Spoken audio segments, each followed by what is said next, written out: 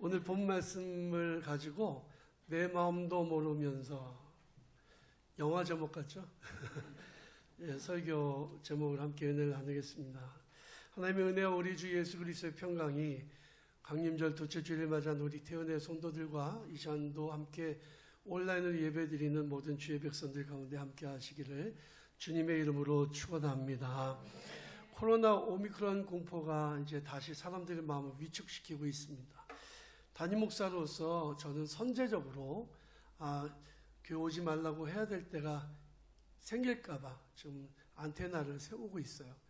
혹시라도 그런 일이 생기면 제가 미리 선제적으로 조치를 할 거니까 여러분들 걱정하지 마시고, 정부에서 특별하게 발표가 나오기 전까지, 또 담임 목사가 말씀드리기 전까지는 좀 조심하면서 교회에 오시는 거 너무 걱정하지 않으셨으면 좋겠습니다. 위험한지 아니면 크리스마스의 선물이 될지 이건 정말 모르는 거거든요. 살짝 걸리고 나면 그것보다 좋은 게 없으니까요. 오늘은 본문 말씀을 가지고 내 마음도 모르면서, 정식 제목은 내 마음도인데 내 마음도 모르면서, 그게 이제 뉘앙스는 맞죠. 여러분, 다른 사람들이 내 마음 몰라줘서 섭섭했던 적이 있으시죠? 남편이 내 마음 몰라주고, 아내가 내 마음 몰라주고, 자식들이 내 마음 몰라주고, 부모가 내 마음 몰라주고, 목사가 여러분들 마음 몰라주고. 제가 한 해를 마무리한 12월인데 여러분들 마음 몰라주고 제가 막 함부로 했던 적도 아마 있었을 거예요. 제가 성격이 좀 못돼서 그렇습니다. 여러분들 이해해 주시고, 제가 여러분들한테 실수한 것들은 다 용서해 주시기 바랍니다. 제가 그 얘기를 하려다가 보니까 작년에는 사과를 하나씩 돌렸는데 맨입으로 하려니까 좀 쑥스럽긴 합니다. 어쨌든 여러분들 마음 몰라주고 제가 막 했던 게 있다면 아마 많을 거예요. 용서해 주시기를 부탁을 드립니다. 여러분들 마음을 몰라준 사람이 여러분들과 가장 가까운 사람이라면 더 속상한 거죠. 사실 그런데 생각해 보면 우리도 다른 사람 마음 모를 때가 많고요. 몰라줬던 순간도 많이 있습니다. 하기야 자기 마음도 모르면서 누구 마음을 알아줄 수 있겠어요? 자기 마음이 자꾸 이랬다 저랬다 흔들리잖아요. 옛날 노래 중에 내 마음 나도 모르게라는 노래가 있어요. 가곡인 줄 알았더니 가요더라고요. 근데 그 노래의 가사를 가만히 보니까 내가 사랑하는 마음이 내 안에 생기니까, 연모의 마음이라는 노래인데, 사랑하는 마음이 생기니까 자기 마음이 막 이랬다 저랬다 꿈길 같은 하늘을 날고 천사가 미소 짓는 이런 가사더라고요. 여러분, 내 마음 자꾸 이렇게 저렇게 흔들려서 내 마음 나도 모를 때도 많은데 다른 사람 마음을 어떻게 알 수 있어요?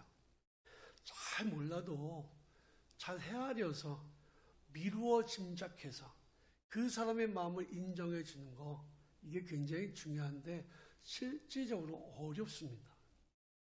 자녀들은 부모의 마음 몰라주고 안다고 해도 모르는 거예요.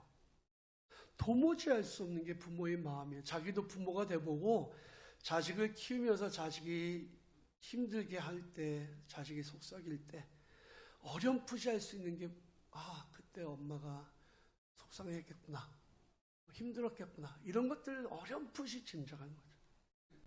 사람들은 다른 사람의 마음도 잘 모르고 그러면서도 다른 사람의 마음을 이용하고 그 사람을 비난하기도 합니다. 오해하기도 쉽죠. 그런데 여러분들께 한번 질문을 던져보겠습니다. 여러분들은 하나님의 마음을 아시나요? 안다고 하지만 사실은 모르는 거예요. 하나님의 마음을 우리가 조금은 짐작할 수 있을지 모르지만 완전히 다 알 수는 없는 겁니다. 요나가 니느웨로 하나님의 파송을 받았습니다. 가서 심판을 선포하라. 근데 요나가 싫어했어요. 얼굴 색부터 변했습니다. 그리고 하나님이 가라는 니느웨가 아니라 향락의 도시인 다시스를 향해서 배를 탔단 말이에요. 투덜거리면서 왜 하나님 나한테 그런 일을 시키냐. 하나님께서 풍랑이 일어나게 하고 물고기 뱃속에 들어가게 하고 그래서 온갖 고생 끝에 어쩔 수 없이 니느웨로 가서 사흘 길을 다니며 하나님의 심판을 선포합니다. 그리고는 요나는 니느웨 성이 멸망당하는 순간만 기다리고 있었습니다. 그런데 멸망당하지를 않는 거예요. 어느 날 자기의 그늘이 되어주던 박나물 넝쿨이 벌레 먹어서 죽어버리니까 그제 아주 폭발한 거죠. 감정이 폭발합니다. 하나님 도대체 이게 뭡니까? 내가 안 온다고 하지 않았습니까? 그리고 이게 도대체 뭡니까? 막 분노를 쏟아내는데 그때 하나님께서 요나에게 말씀하십니다. 요나야, 저 니느웨 성에는 앞뒤를 분간하지 못하는 사람이 12만 명이나 있고 짐승도 엄청나게 많은데 야, 내가 아끼는 게 당연하지 않니? 너 생각해봐. 너가 심지도 않고 기르지도 않았던 박넝쿨이 시들었다고 너가 이렇게까지 분노를 하는데 그게 말이 되니? 그리고 하나님 뒤돌아 서시면서, 성경에 물론 없어요. 뒤돌아 서시면서 한마디 날리셨을 것 같아요. 자식이 내 마음도 모르면서, 자식이 내 마음도 모르면서 까불어. 아마 이러셨을 것 같아요. 여러분들은 하나님 마음을 아십니까? 안다고는 하지만 사람들은 잘 몰라요. 우리가 한 가지 어렴풋이 할 수 있는 것은 하나님이 나를 사랑하신다는 거죠. 예수 그리스도께서 이 땅에 오신 이유는, 하나님이 독생자를 세상에 보내신 이유는 나를 사랑하시기 때문에, 나를 위하여 보내셨다는 그 사실만 알지 그 구원의 신비를 어떻게 우리가 다 알겠습니까? 알 수 없는 거예요. 하나님의 그 깊이, 하나님의 그 넓이는 우리가 측량할 수도 없어요. 불가능합니다. 로마서 11장에 보면 깊도다 하나님의 지혜와 지식의 풍성하며 그의 판단은 헤아리지 못할 것이며 그의 길은 찾지 못할 것이다. 누가 주의 마음을 알았느냐? 누가 그의 모사가 되었느냐? 누가 주께 먼저 드려서 갚으심을 받겠느냐? 모르면서 안다고 하는 게 교만이고요. 알면서도 따르지 않는 것이 불순종입니다. 그래서 성경의 예언자들의 예언서를 보면 이런 말씀이 가득해요. 너희가 좀 제발 하나님의 마음을 좀 알아들여라. 너희가 하나님의 마음을 좀 알아들여라. 이렇게 말씀하고 있어요. 호세아 6장에 보니까 이런 말씀이 있습니다. 오라 우리가 여호와께로 돌아가자. 여호와께서 우리를 찢으셨으나 도로 낫게 하실 것이요 우리를 치셨으나 싸매어 주실 것입니다. 여호와께서 이틀 후에 우리를 살리시며 셋째 날에 우리를 일으키시리니 우리가 그의 앞에서 살리라. 그러므로 우리가 여호와를 알자. 힘써서 여호와를 알자. 그의 나타나시면 새벽빛같이 어김없나니 비와 같이 땅을 적시는 늦은 비와 같이 우리에게 임하시리라. 힘써서 여호와를 알라. 사람들은 하나님을 잘 몰라요. 그런데 하나님은 사람들이 하나님 마음을 알아주기를 원하고 계십니다. 예레미야 29장 오늘 본 말씀에 보면 이런 말씀이 나와요. 여호와의 말씀이니라 너희를 향한 나의 생각을 내가 아나니. 너희를 향한 나의 마음을 내가 안다는 거예요. I know, I think of you. 너희를 향한 나의 마음 내가 안다는 거예요. 평안이요, 재앙이 아니라 너에게 미래와 희망을 주려는 것이다. 너희가 내게 부르짖으며 내게 와서 기도하면 내가 너희들의 기도를 들을 것이요. 너희가 온 마음으로 나를 구하면 나를 찾을 것이요. 나를 만나리라 하겠습니다. 하나님 우리에게 이렇게 말씀하고 계세요. 너희들 좀 제발 좀 내 마음 좀 알아줘. 자식들이 내 마음도 모르면서 아마 이러실 거예요. 그래서 우리는 하나님의 마음을 알아들여야 되는데 어떻게 우리가 하나님의 마음을 알 수 있을까요? 세 가지가 있습니다. 하나님의 마음을 아는 방법은 계시를 통해서만 가능해요. 하나님은 우리에게 하나님의 뜻을 밝히 보여주시는데 세 가지 방법으로 합니다. 첫 번째는 특별 계시예요. 뭐냐면 예수 그리스도께서 이 땅에 시간을 뚫고 사람들 가운데 오셨어요. 하나님이 인간이 되신 거죠. 이걸 가리켜서 특별 계시라고 말합니다. 하나님의 사랑을 우리가 어떻게 할 수 있냐? 하나님의 마음을 어떻게 할 수 있냐? 예수 그리스도를 통해서 할 수 있어요. 그래서 이것을 특별 계시라고 말합니다. 이 성탄의 절기에 우리는 예수 그리스도를 깊이 묵상해야 돼요. 그리고 예수 그리스도를 통해서 하나님의 마음을 알아야 됩니다. 그 다음에 자연 계시가 있어요. 자연 계시는 자연과 환경, 상황을 통해서 하나님 뜻을 아는 겁니다. 계절의 변화를 통해서 하나님의 창조의 섭리를 깨닫는 거죠. 이파리 하나하나에 있는 꽃들 하나하나에 있는 하나님 창조의 신비를 경험하는 거죠. 그래서 이제 세 가지 방법 중에서 제가 오늘 그 세 가지를 말씀드리려고 하는데요.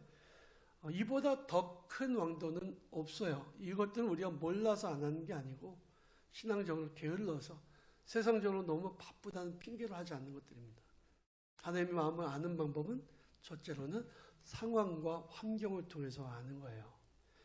말씀드린 것처럼 자연 계시라고 말씀드릴 수 있죠. 여러분들의 삶 속에 갑자기 생각지도 못한 어려움이 다가왔다. 고난과 환난이 생겼다. 뭔가 좀 이상한 평범하지 않은 일들이 생겼을 때 그 일들을 바라보면서 하나님의 뜻이 뭐지? 하나님 나에게 지금 똑바로 살라고 경고하시는 건가? 믿음대로 살라고 경고하시는 건가? 이런 것들을 체크할 수 있어야 돼요. 매 순간 사건과 상황 속에서 자기 자신을 돌아보고 하나님의 뜻을, 하나님의 마음을 헤아리는 거예요. 왜 하나님 나에게 이런 환경을 주시는지, 이 상황 속에서 하나님이 나에게 원하시는 뜻이 무엇인지. 성탄의 계절이면 늘 등장하는 사람들이 있습니다. 동방의 박사들이죠. 이 동방의 박사들은 영어로는 마귀라 그래요. 마귀가 아니라 마귀. 이 사람들은 예멘에서부터 온 사람들입니다. 예멘은 아라비아 반도의 남쪽에 그 홍해의 최남단에 있는 그런 나라인데, 그 나라의 첫 번째 왕이 누구냐면 시바의 여왕의 아들이에요. 시바의 여왕은 누굴까요? 솔로몬을 만나러 온 사람, 여왕인데 이 사람이 솔로몬의 아기를 잉태하고 갔다고 전설이 전해져 와요. 그 예멘의 땅에는 오래전서부터 전설이 흘러내려오고 있는데, 하늘의 징조가 나타나면 세상을 구원할 왕이 탄생한다는 그런 예언이었어요. 이 마귀들, 이 동방의 박사들은 하늘을 보고 세상을 점치는 점성술사 또는 천문학자들이었습니다. 이 사람들이 어느 날 하늘을 보니까 하늘에 갑자기 큰 별이 나타나는데, 보통의 별은 같이 움직이잖아요. 근데 이 별은 지 혼자 움직여요. 근데 그 움직이는 별을, 큰 별을 보면서 동방의 박사들이 깨달은 겁니다. 오래전서부터 내려오는 메시아에 관한 예언의 말씀. 그들은 세상에 나타난 그 하늘의 큰 별을 보고 세상을 구원하실 왕이 탄생하실 것을 기억했습니다. 그들은요, 하늘을 보면서 하나님의 뜻을 알기를 원했습니다. 하나님의 마음을 알기 원했습니다. 그리고 그들은 하나님의 뜻대로 하늘의 별이 나타나자 아기 예수를 찾아가 경배했습니다. 오늘 이 시대에도 우리가 전혀 상상하지도 못했던 일들, 그런 일들이 일어나고 있어요. 코로나라고 하는 전염병이 온 세계를 덮쳐서 수많은 사람들이 죽고 병들고 고통 가운데 있습니다. 우리는 이 세상에 일어나는 일들을 그냥 흘려보낼 게 아니라 주의 깊게 봐야 돼요. 그리고 하나님이 이 시대에 나에게 무엇을 원하시고 이 땅을 향한 하나님의 마음이 무엇인지를 우리는 살펴봐야 됩니다. 너무 크게 아니더라도 자기 자신의 가정과 환경을 보면서 이 상황에서 주님이 나에게 무엇을 원하시는지 하나님 마음을 살피시는 성도들이 되시기를 바랍니다. 둘째로 일반 계시예요. 이건 뭐냐면 하나님의 말씀입니다. 하나님의 말씀을 읽으면서 하나님의 마음을 아는 거예요.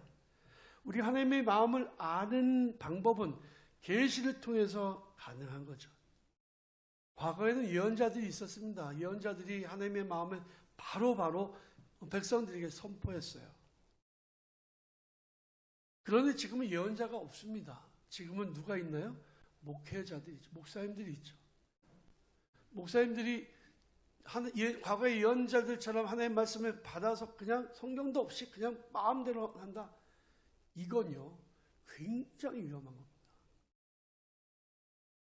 우리에게는 지금 하나님의 마음이 기록된 성경이 있어요.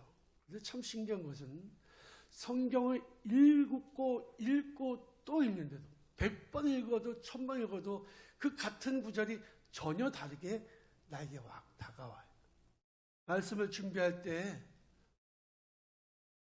말씀을 보고 기도하고 말씀을 보는데 그때가 달라요. 저도 성령께서 말씀을 읽을 때 제 마음 가운데 역사하셔서 하나님의 마음을 알려주시기 때문에 여러분들도 성경을 읽어야 돼요. 주일날 한번 예배드리고 수요일날, 금요일날 새벽 기도를 다 여러분들이 참석한다고 해도 하나님 말씀 그것만으로는 부족한 겁니다. 여러분들이 학생들이 교과서를 보지 않으면 공부를 못하는 것처럼 우리가 성경을 읽지 않으면 신앙생활 잘할 방법이 없어요.